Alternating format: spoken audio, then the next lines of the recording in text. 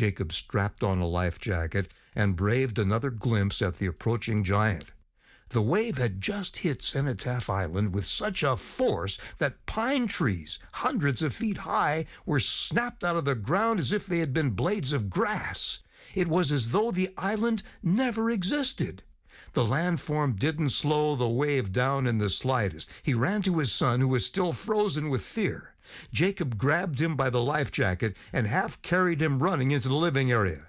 "Grab your mattress. Put it on the floor between the two beds." Aiden nodded and hurried to free his mattress.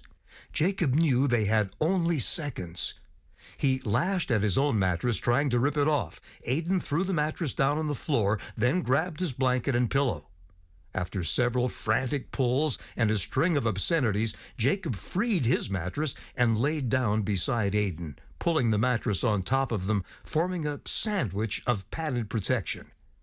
Jacob had never been an emotional person, but in that instant, a different kind of wave overwhelmed him. "I love you, Aiden." "I love you too, Dad," Aiden whispered back in a weak, frightened voice. For a second, it was eerily quiet.